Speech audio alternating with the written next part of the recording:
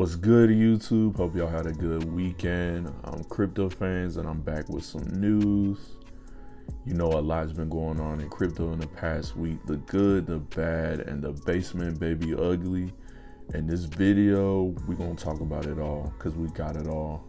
We're going to talk about Binance Drama. We're going to talk about Shib. We're going to talk about the Kate wallet. We're going to talk about the new crypto bill and its interesting wording with respect to the OG cryptos like Bitcoin and Ethereum. So I know y'all ready for this. Let's get it. Let's go. Okay, to start off the news, we have Binance Drama with Razir X and Zamai Labs. A Twitter debate between Champagne Zhao of Binance and Razir X's co-founder Nishal Shetty. Also, pausing the news right quick for the sake of y'all ears, I will be referring to Mr. Champagne Zhao as CZ for the rest of the video because prior to recording this, I was heavily butchering his name.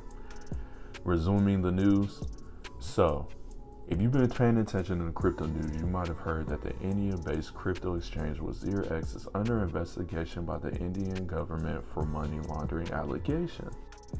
And as a result of the investigation, the government raided the exchange and froze approximately $8.1 million in assets from Razir X.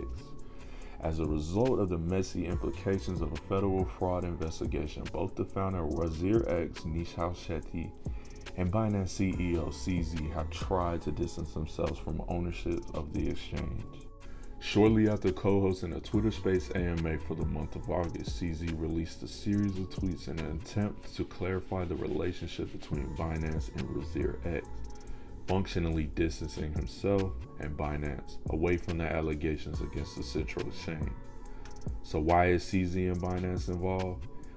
Back in November of 2019, a Binance blog post claimed that Binance had acquired Razir X.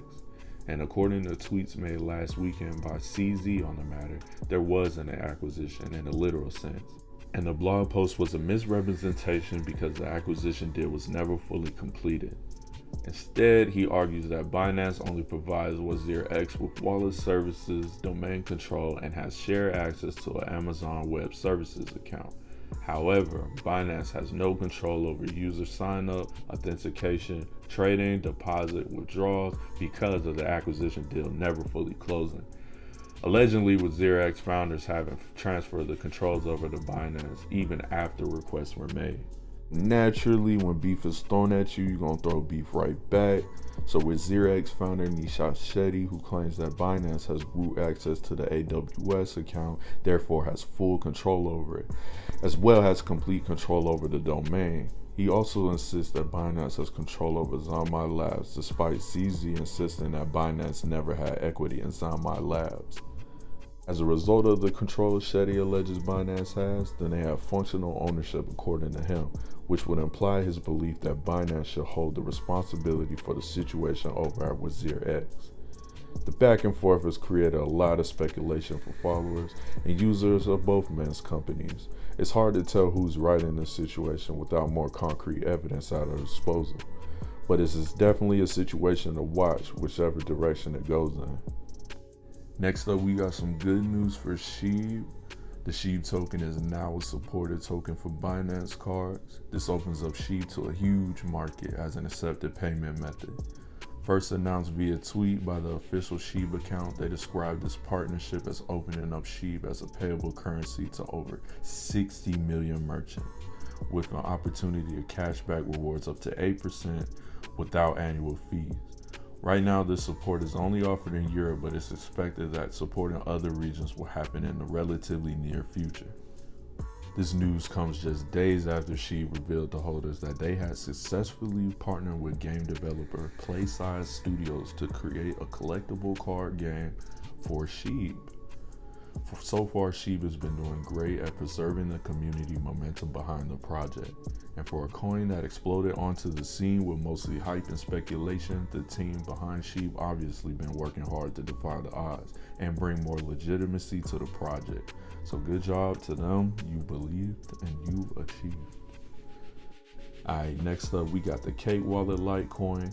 In other payment news, last week Kate wallet announced the release of Kate Pay. Now, CakePay is the latest development in Cake Wallet and Monero's app partnership. CakePay is designed to be a payment alternative for gift card purchases. Instead of purchasing gift cards with fiat, when using CakePay, users can make purchases with their crypto. Currently, they support payments using Monero, Litecoin, and of course, Bitcoin. The app boasts of being able to allow users to purchase gift cards from over 150,000 merchants in the US. Now, kind of like the Binance card Shib support we talked about earlier, it's expected that there will be a wider reach of support for CakePay in the future, provided that the app is deemed successful and there is interest in the international markets. And moving on to our final bit of news, we will be talking about the crypto bill. In crypto legislation news, 2 new crypto-related bills were in the news that give us a lot to look forward to in terms of regulation and clarity. The first one is a very convoluted tech bill that recently passed in the House and is set to be signed by the President. The bill is called the Chips and Science Act. This act chiefly aims to reduce the cost of manufacturing and reinforce the supply of integrated circuits or microchips in the US. This is in part due to the erosion of the Sino-American relations as a result of the Taiwan controversy I mentioned briefly in my last video. Now, since China is poised to repossess Taiwan, which is a major global microchip producer, America don't want no parts of that, and legislators drafted a bill in order to circumvent the security issues of having China in control over manufacturing these important hardware components. This bill is meant to make sure that America has the means and capacity to produce these chips domestically. While all aspects of this bill are relevant to the crypto space and its development, a particularly important part of this bill for us as crypto investors is the creation of a blockchain advisor role to the US government. And this is crucial because it demonstrates that the US, which will likely set the pace for the rest of the world on this issue, sees an urgent need for a blockchain literate analysis and recommendation at the federal level. Inclusion of this role into the bill will very likely tie into what's going on with another recently drafted bill called the Digital Commodity Consumer Protections Act. This act was drafted with the intent to give the Commodity Futures Trading Commission, or CFTC, new tools and authorities to regulate digital commodities, or so the U.S. Senate committee said. Now, one particularly interesting part about the bill is the fact that it addresses both Bitcoin and Ethereum as commodities, as opposed to securities, which could mean that as far as the majority of the crypto space is concerned, they will be under the jurisdiction of the CFTC as opposed to the SEC. Now, if you've been following a lot of crypto news and you watched my previous videos, which I hope you have, you know that SEC has been a big problem for crypto with a host of substanceless attacks on various blockchain projects and companies, including most notoriously Ripple, the creators of XRP. At this point, many have become familiar with the SEC taking advantage of the lack of legal clarity on crypto to pursue legal action against various projects.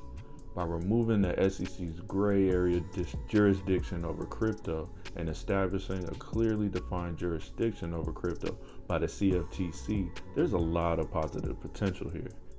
This bill and subsequent regulation can create more safety for investors, a clear path forward for new and established crypto projects, and further adoption of these technologies at the domestic and international levels. While we are not aware of the extent of control the CFTC will be given, this is still exciting news for investors. More legal clarity equals more room for adoption. More adoption equals increased value of assets in the space. And we all love money. All in all, last week was very informative. On the macro scale, it's becoming clearer to see the way the government and business entities are cleaning house and slowly getting their ducks in a row in this time of economic downturn to prepare for a smoother economic rebound. Hopefully this week will bring us more updates on the developing stories and good news for the crypto space and its investors. This was CryptoPhanez with the crypto news. Appreciate you guys for checking me out.